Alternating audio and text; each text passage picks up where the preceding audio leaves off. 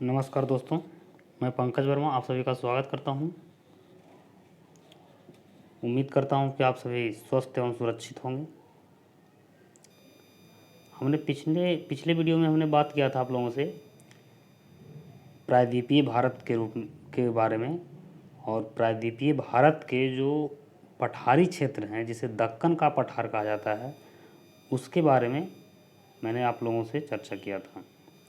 उसके अंतर्गत हमने सतपुड़ा रेंज, दंडकारन, तमिलनाडु का पठार, कर्नाटक का पठार, ये सब चीज़ों के बारे में हमने डिस्कस किया था। आज हम आप लोगों से बात करेंगे पश्चिमी घाट और पूर्वी घाट के बारे में। तो सबसे पहले आप समझिए यहाँ पे कि ये जो पठारी भाग के बारे में हम डिस्कस किए थे, तो वही जिसे मान लिया जाए हम यहाँ पे बात किए हम जावदी, सेवराय, पंचमलाई का या पालकोंडा है, तो ये सब एक पठारी हिस्सा, पठारी क्षेत्र हैं। लेकिन यही क्षेत्र जो हैं ये आपके जैसे पूर्वी घाट हैं। इस प्रकार से इधर पश्चिमी घाट है। आप जैसा कि लोकेशन से देख रहे हैं, अगर हम प्रायद्वीपीय भारत की बात करें, प्रायद्वीपीय भारत कहने का मतलब भारत का दक्षिणी हिस्सा यानी दक्षिणी भारत भी इसको कह सकते हैं। तो प्रायद्वीपीय भारत में बात करें तो इसके पूर्व में अगर हम बात करें इधर, तो पूर्व में क्या है, बंगाल की खाड़ी है। इधर जो है ये बंगाल की खाड़ी है। अगर इधर बात करें यानी पश्चिम में, तो पश्चिम में इस तरफ अरब सागर है। आप जैसा मैप में देख रहे हैं, तो ये जो हरा ग्रीन ग्रीन जो दिखाई दे रहा है आपको, तो ये पूर्वी क्षेत्र में जो है पूर्वी तटीय मैदान इसको कहा जाता है। वहीं पश्चिमी क्षेत्र की बात करेंगे तो पश्चिमी क्षेत्र में पश्चिमी तटीय मैदान कहते हैं इसको। और ये तटीय मैदान से लगे जो पठारी इलाका है, पहाड़ी इलाका है, उसी को हम पूर्वी घाट और पश्चिमी घाट के रूप में वर्गीकृत करते हैं। तो आइए आगे एक हम ओवरव्यू समझ लेते हैं कि आखिर घाट किसको कहते हैं और मैदान किसको कहते हैं। ये चीज़ें अगर आपके माइंड में क्लियर हो जाएगी तब हम फिर इस पर फिर से डिस्कस करेंगे। जैसे आप ये फिगर देख रहे हैं, ये फिगर देख रहे हैं आप, तो इस फिगर में आपको ये समझना है कि जैसे पूरब में देखिए बंगाल की खाड़ी है और पश्चिम में अरब सागर है। ये जो इस प्रकार से अगर ये पठारी क्षेत्र है और इस तरफ से इधर पठारी क्षेत्र है, तो जैसा कि हम फिगर्स आपको जो दिखाए हैं, तो इसमें क्या है कि जो पश्चिम तरफ अगर हम बात करें तो पश्चिम तरफ आपको ऊंचाई ज़्यादा दिखाई दे रहा है, यानी ज़्यादा ऊंचा क्षेत्र है। वहीं पूरब तरफ जो अगर घाट, पूर्वी घाट जो है कम ऊंचा है। और ये जो समुद्री क्षेत्र है, समुद्री क्षेत्र से ठीक लगे मैं ये जो भाग है इसको हम मैदानी क्षेत्र के रूप में वर्गीकृत किए। जैसा कि आपको फिगर में देखे थे वो ग्रीन ग्रीन दिखाई दे रहा है, यानी अगर ये जो बंगाल के खाड़ी से सटे जो मैदानी इलाका है उसको पूर्वी तटीय मैदान कहा जाता है, और वहीं अरब सागर से सटे जो तटीय मैदान है उसको पश्चिमी तटीय मैदान कहा जाता है। तो आपको ये चीज़ क्लियर होना चाहिए कि पश्चिमी तटीय मैदान और पूर्वी तटीय मैदान। अब पश्चिमी तटीय मैदान से लगे जो पठारी क्षेत्र है यानी जो पहाड़ हैं, वो जो है कौन क्या है, वो पश्चिमी घाट कहलाता है वो। और इसी तरफ पूरब तरफ जो है उसको हम पूर्वी घाट कहते हैं। तो ये चीज़ें आपको माइंड में क्लियर होना चाहिए कि पश्चिमी घाट किसको कहते हैं, पूर्वी घाट किसको कहते हैं, पश्चिमी तटीय मैदान कौन है, पूर्वी तटीय मैदान कौन है। एक चीज़ क्लियर हो गया होगा। ये भ्रंश कगार जो आप लिखा हुआ देख रहे हैं, इसका मतलब ये हुआ, कगार का मतलब जैसे इस प्रकार से जो पश्चिम तरफ जो पश्चिमी घाट है ना, इस तरफ जो पहाड़ हैं या पठार हैं, तो वो एकदम दीवार की तरह खड़ा है। कहने का मतलब कि एकदम सीधा, तो इसीलिए इसको भ्रंश कगार के रूप में भी वर्गीकृत किया जाता है। ये कोई बड़ा इशू नहीं है, बस इसको इस तरफ से समझिएगा कि इधर जो पहाड़ पाए जाते हैं इस प्रकार से एकदम खड़ा पाए जाते हैं।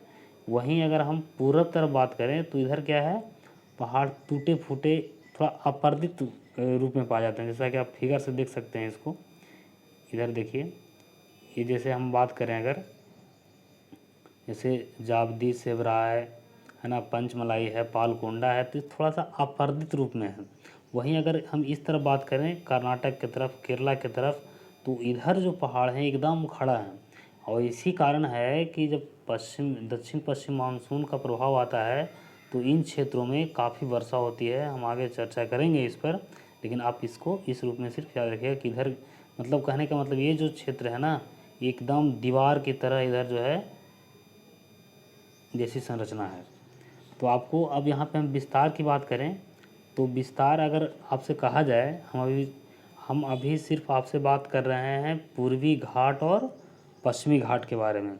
हम अगले वीडियो में बात करेंगे पूर्वी तटीय मैदान और पश्चिमी तटीय मैदान के बारे में। तो यहाँ पे आप सिर्फ आप घाट के बारे में समझिएगा। तो यहाँ हम अगर इसका विस्तार की बात करें तो इसका विस्तार, ये जो आप तापी नदी देख रहे हैं, इसके दक्षिण से जो शुरू होता है ये इस प्रकार से क्षेत्र, ये आगे बढ़ते हुए इस प्रकार से ये जो है ना, ये बनाता है पश्चिमी घाट।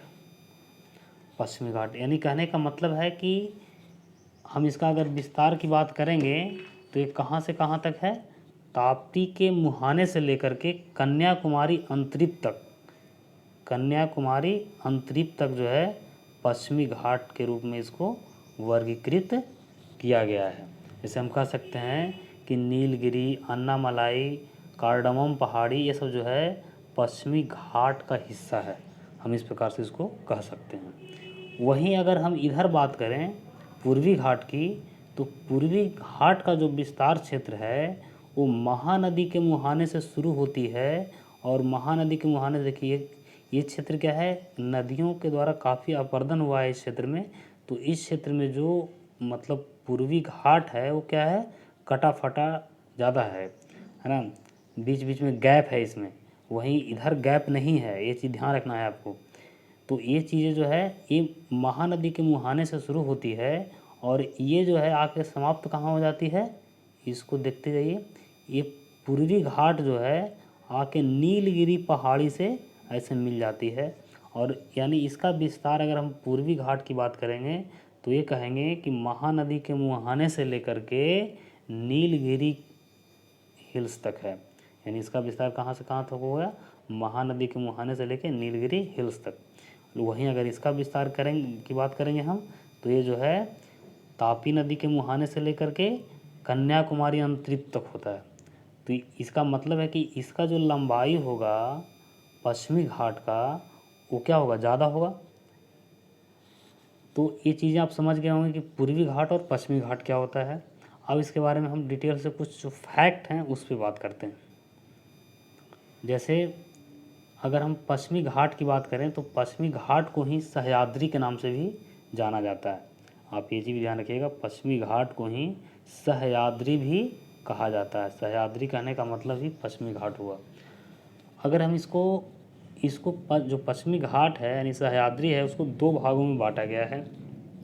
गोवा जो होता है 16 डिग्री नॉर्थ पे गोवा स्थित है, और गोवा जो है जो पश्चिमी घाट है उसको दो भागों में डिवाइड करता है। यानी जो इसको उत्तरी सह्याद्री और नीचे वाले की इसको दक्षिणी सह्याद्री। इसकी अगर हम लंबाई की बात करेंगे तो इसकी लंबाई लगभग 1600 किलोमीटर है। और औसत ऊंचाई की बात करें, यानी कि इस क्षेत्र में जो पहाड़ पाए जाते हैं उसकी औसत ऊंचाई की बात करेंगे तो वह है 1200 मीटर, उसकी औसत ऊंचाई पाई जाती है। यानी अगर हम इस रूप में भी इसकी बात करें, यहाँ पे हम बताए थे कि इसका विस्तार जो है तापी नदी यानी गुजरात में पड़ता है। तो यहाँ से ले करके इसका जो विस्तार है कन्याकुमारी अंतरिप तक है। कन्याकुमारी अंतरिप जो है तमिलनाडु में पड़ता है। तो इसका विस्तार गुजरात से होते हुए है ना, गुजरात के बाद महाराष्ट्र, गोवा, कर्नाटका, केरल, उसके बाद तमिलनाडु, इस प्रकार से होते हुए यहाँ तक इसका विस्तार पाया जाता है। वहीं इसका अगर हम विस्तार की बात करेंगे पूर्वी घाट की, तो ये महानदी के मुहाने से होकर के कहाँ तक आती है, ये नीलगिरी हिल्स तक।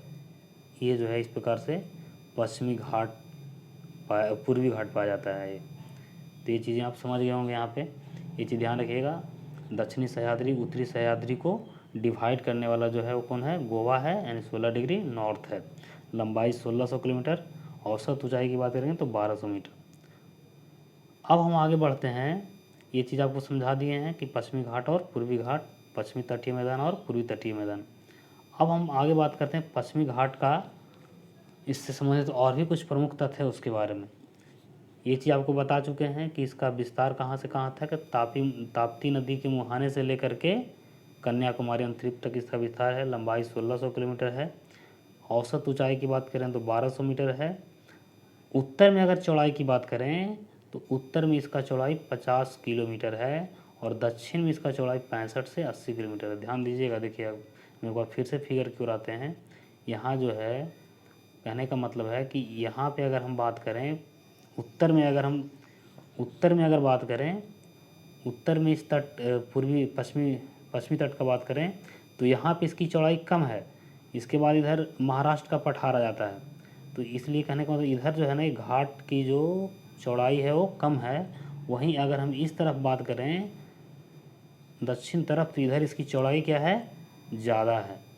इधर इसकी चौड़ाई ज़्यादा है, तो ये चीज़ें भी आपको ध्यान रखना है। यानी दक्षिण में इसकी चौड़ाई 65 से 80 किलोमीटर तक है। इसके अलावा हम और इसके संबंध में बात करें तो जैसा कि आपको हम बताएं कि भू आकृतिक दृष्टि से पश्चिमी घाट एक वास्तविक पर्वत श्रेणी नहीं है, बल्कि प्रायद्वीपीय पठार का एक भ्रंश कगार है। भ्रंश कगार का मतलब वही एकदम दीवार की तरह जो है क्या है वो खड़ा है, वहाँ कटा फटा पर्वत श्रेणियों की तरह नहीं है, क्या है, एक भ्रंश कगार है ना। कोई मतलब कहने का मतलब है कि अगर हम पश्चिमी जो तटीय मैदान है उधर से अगर हम पूर्वी तटीय मैदान में जाना चाहें तो उसको चढ़ करके क्रॉस करना बहुत बड़ा चैलेंज है। मतलब एक तरह से कहा जाए तो इम्पॉसिबल है ना। जैसे आमतौर पे आदमी पहाड़ पे चढ़ जाता है, लेकिन उस पे चढ़ना, ये जो भ्रंश कगार टाइप का है उस पे चढ़ना मुश्किल, क्योंकि अब अचानक 50-50 मीटर 100-100 मीटर जो है एकदम खड़ा है, तो वहाँ पे आदमी जो है नहीं चढ़ सकता है उसको। तो ये चीज़ें आपको ध्यान रखना है। और अगर हम बात करें पश्चिमी घाट के रूप में, तो पश्चिमी घाट के उत्तर में गुजरात के सौराष्ट्र में गिर का पहाड़ियाँ मिलती है। आप गिर अभ्यारण्य के बारे में जानते होंगे, तो गिर की पहाड़ियाँ मिलती है। यहाँ एशियाई सिंह के लिए प्रसिद्ध है, ये चीज़ भी आप ध्यान रखिएगा, कई बार क्वेश्चन पूछे जाते हैं इससे, है ना। तो एशियाई सिंह के लिए कौन प्रसिद्ध है, गिर की पहाड़ियाँ, जो किधर पड़ता है, पश्चिमी घाट के उत्तर में, ये चीज़ ध्यान रखिएगा। नेक्स्ट जो है इससे संबंधित, हम जैसा कि आपको बताया कि 16 डिग्री नॉर्थ जो है पश्चिमी घाट को 2 भागों में बांटता है ना। और पश्चिमी घाट को हम सह्याद्री के नाम से भी जानते हैं, ये भी बताए। तो इसको एक उत्तरी सह्याद्री और दक्षिणी सह्याद्री, इसमें आपको ज़्यादा कुछ याद नहीं रखना है, बस सिंपल ये याद रखना है कि उत्तरी सह्याद्री जो है उसमें बेसाल्टिक चट्टानों का निक्षेप ज़्यादा पाया जाता है, उसका प्रभाव ज़्यादा पाया जाता है। वहीं दक्षिणी सह्याद्री में इसका निक्षेप कम पाया जाता है, ये चीज़ ध्यान रखिएगा। इसमें अगर हम और बात करें कि ये इसका जो निर्माण हुआ है वो धारवाड़ और आर्कियन क्रम के निक्षेप पाए जाते हैं। देखिए धारवाड़ और आर्कियन जो है एक समय काल को इंगित करता है कि नहीं। हम एक वीडियो बनाएंगे उस पर कि भारत में जो जितने पहाड़ वगैरह पाए जाते हैं या पहाड़ियाँ पाई जाती है, पठार पाए जाते हैं, तो किस क्रम के, किस काल की है, किसका निर्माण पहले हुआ है ना। तो उस क्रम में हम उस पर एक वीडियो बनाएंगे। लेकिन अभी फ़िलहाल आपको सिर्फ ये समझना है कि ये कब का है, धारवाड़ और आर्कियन युग का है। नेक्स्ट अगर हम बात करें तो इससे संबंधित पश्चिमी घाट से संबंधित, तो इसमें क्या है, नीलगिरी पर्वत श्रेणी है। नीलगिरी पर्वत श्रेणी में क्या है, ये पश्चिमी घाट और पूर्वी घाट को संबंधित स्थलाकृतिक संरचनाओं आकर मिलती है। यानी आपको जैसा कि हम फिगर से बताए थे कि वो दोनों जो है आकर के वहाँ क्या होती है, मिल जाते हैं। नीलगिरी अगर हम इसका बात करें तो नीलगिरी के बारे में, तो यहाँ देखिए नीलगिरी जो है ये आपका नीलगिरी है, नीलगिरी हिल से। तो यहाँ पे क्या होता है, ये पश्चिमी घाट है और पूर्वी घाट आकर के यहाँ इस पर नीलगिरी में ही मिल जाती है। अब यहाँ पे देखिए नीलगिरी का विस्तार अगर देखें तो किन किन राज्यों में है, तो केरला में है, कर्नाटका में है और तमिलनाडु में है। तो ये भी कई बार क्वेश्चन पूछे जाते हैं कि निम्न में आपको ऑप्शन दिया जाएगा कि निम्न में किस राज्य में नीलगिरी का विस्तार नहीं है। तो ये तीनों राज्य के अलावा अगर और कोई राज्य होगा तो उसका वहाँ विस्तार नहीं होगा। तो ये चीज़ें भी आपको ध्यान रखना है। दूसरी बात ये ध्यान रखना है कि पूर्वी घाट जो है आकर के कहाँ मिलती है, पूर्वी घाट और पश्चिमी घाट कहाँ मिलती है, नीलगिरी में। ये चीज़ भी आप क्लियर रखिएगा माइंड में। इसके अलावा हम और नीलगिरी के बारे में बात करें तो नीलगिरी का जो सर्वोच्च शिखर है, नीलगिरी का जो सर्वोच्च शिखर है वो क्या है, दोद्दा बेटा है। दोद्दा बेटा, इसकी ऊंचाई अगर कहें तो ये 2637 मीटर है। कितना है, 2637 मीटर। इसके संदर्भ में अगर हम और बात बोलें तो दक्षिण भारत का दूसरा सबसे ऊंचा चोटी है ये। दक्षिण भारत का दूसरा सबसे ऊंचा चोटी है। पहला चोटी कौन है हम आगे बताएंगे, लेकिन आप यहाँ पे याद रखिएगा कि नीलगिरी का सर्वोच्च शिखर जो है कौन है, दोद्दा बेटा है, जिसकी ऊंचाई 2637 मीटर है। इसके संदर्भ में अगर हम और बात करें तो जैसा कि आपको बताया कि नीलगिरी का विस्तार किन किन राज्यों में है, तो तमिलनाडु, केरल और कर्नाटक राज्यों में इसका विस्तार है। नीलगिरी को ही एक उपनाम है ब्लू माउंटेन, यानी कि नीलगिरी को हम ब्लू माउंटेन के नाम से भी जानते हैं, ये भी ध्यान रखिएगा। इसके अलावा हम अगर बात करें नेक्स्ट कि नीलगिरी के जो दक्षिण में जो पहाड़ियाँ हैं उसका नाम है अन्नामलाई, ध्यान रखिएगा। आप जैसा कि आपके पास एटलस होगा, आप मैप देखिए, मैप में कि नीलगिरी के दक्षिण में जो पहाड़ी है वो क्या है, अन्नामलाई है। और अन्नामलाई का जो विस्तार है वो किन किन राज्यों में है, केरल और तमिलनाडु में है। किन किन राज्यों में है, केरल और तमिलनाडु में है। तो केरल और तमिलनाडु में जो है, अब इसकी हम सर्वोच्च चोटी की अगर बात करें, अन्नामलाई पहाड़ी की सर्वोच्च चोटी जो है अनाईमुडी है। इसका विस्तार है 2695 मीटर। अब देखिए यहाँ पे आपको समझना ये है कि वहाँ पे जो हम दोड्डा बेटा की बात किए थे तो उसका ऊंचाई था 2637 मीटर। 2637 मीटर दोड्डा बेटा की ऊंचाई था ये, यानी कि जो नीलगिरी पर्वत है उसका जो सर्वोच्च शिखर है दोड्डा बेटा, उसका ऊंचाई 2637 मीटर है। वहीं अनाईमुडी जो अन्नामलाई पहाड़ी का सर्वोच्च चोटी है उसका ऊंचाई है 2695 मीटर, यानी कि उससे कुछ मीटर ये ज़्यादा ऊंचा है। तो और ये जो अनाईमुडी है ये पूरा दक्षिण भारत का सर्वोच्च चोटी है, ध्यान रखिएगा ये चीज़ कि अनाईमुडी जो है दक्षिण भारत का, यानी आपसे कहा जाए दक्षिण भारत का या प्रायद्वीपीय भारत का सबसे ऊंची चोटी कौन है, तो वो कौन है, अनाईमुडी है। अनाईमुडी की ऊंचाई कितनी है, 2695 मीटर, ये चीज़ ध्यान रखिएगा। अब ये जो अनाईमुडी है वो स्थित कहाँ है, अगर ये आपसे प्रश्न किया जाए तो ये केरल के इडुक्की ज़िले में स्थित है। कहाँ स्थित है, केरल के इडुक्की ज़िले में अवस्थित है। अब हम इसके आगे जाएं, यानी कि अन्नामलाई जो है, अन्नामलाई के अगर हम दक्षिण में जाएं तो यहाँ पे मिलता है फिर कार्डामम पहाड़ी। कार्डामम पहाड़ी, अब कार्डामम पहाड़ी जो है भारत का सबसे दक्षिणतम पहाड़ी है। आप जैसा कि आप मैप में देख सकते हैं कि सबसे दक्षिण में जो पहाड़ी है वो कौन है, कार्डामम पहाड़ी है। और इसकी विशेषता ये है कि यहाँ पे इलायची अत्यधिक उत्पादन होता है। यहाँ पे इलायची का उत्पादन बहुत होता है, इसीलिए इस कार्डामम पहाड़ी को इलायची पहाड़ी के नाम से भी जाना जाता है। तो ये भी आप याद रखिएगा कि कार्डामम पहाड़ी को ही इलायची पहाड़ी के नाम से भी जाना जाता है। तो ये आपको जो है पश्चिमी घाट से संबंधित कुछ फैक्ट हुए। अब हम कुछ पूर्वी घाट के बारे में या पश्चिमी घाट के बारे में ही कुछ इसमें दर्रे हैं, दर्रा हैं इसका। देखिए अभी जैसा कि आपको हम बताया कि पश्चिमी घाट में जो पहाड़ियाँ हैं, यानी कि इस प्रकार से जो है एकदम पूरा खड़े रूप में है, यानी कहने का मतलब है कि इसको यहाँ से पश्चिमी घाट से अगर हम चाहें पश्चिमी तटीय मैदान से क्रॉस करके हम पूर्वी तटीय मैदान में जाना चाहें तो ये पश्चिमी घाट को क्रॉस करना काफ़ी कठिन है, क्योंकि ये दीवार की तरह खड़ा है।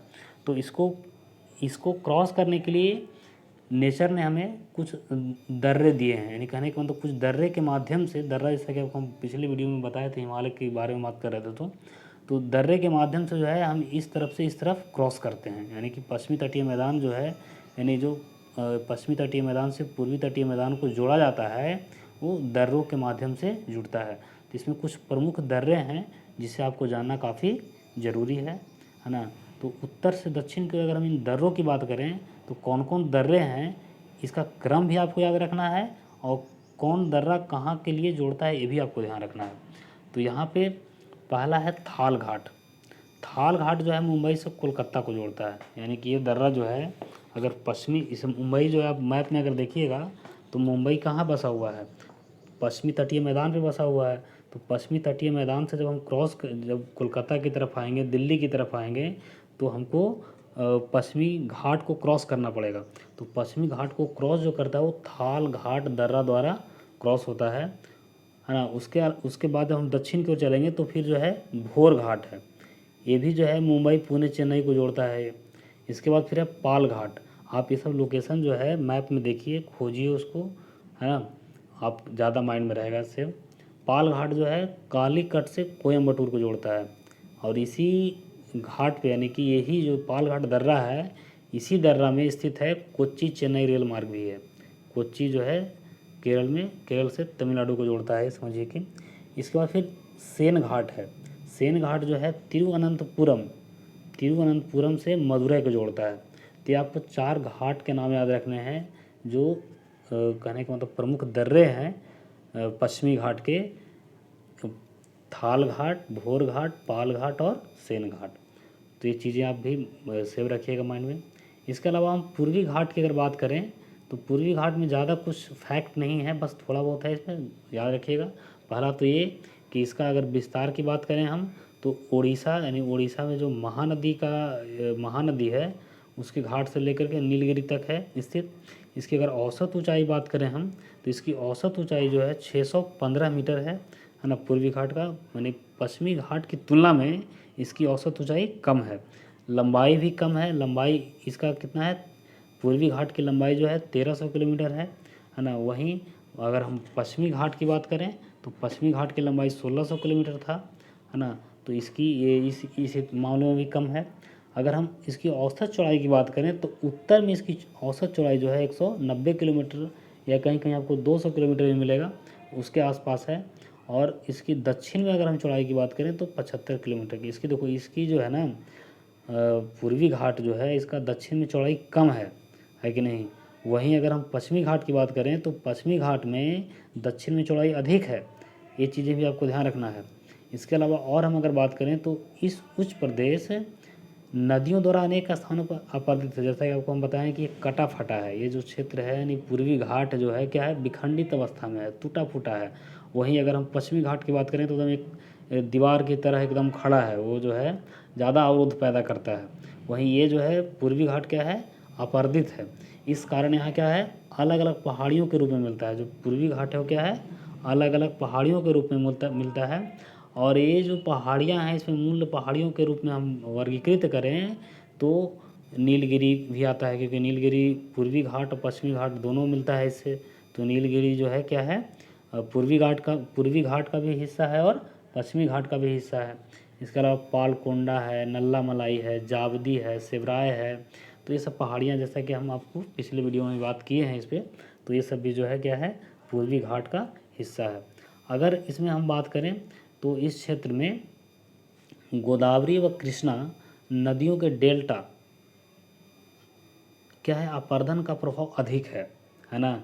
तो अपर्दन का प्रभाव अधिक होने के कारण यहाँ क्या होता है, मैदान सदृश प्रतीत होता है। यानी कि जो पूर्वी घाट है, पूर्वी घाट का मोस्टली हिस्सा कैसा है, मैदान टाइप का प्रतीत होता है कि नहीं। कहने का मतलब है कि काफ़ी अपर्दन हुआ है, जो पहाड़ी इलाका है उस क्षेत्र में पूर्वी घाट में, उसका काफ़ी अपर्दन हुआ है। इस कारण वो कैसा प्रतीत होता है, मैदान के जैसा प्रतीत होता है।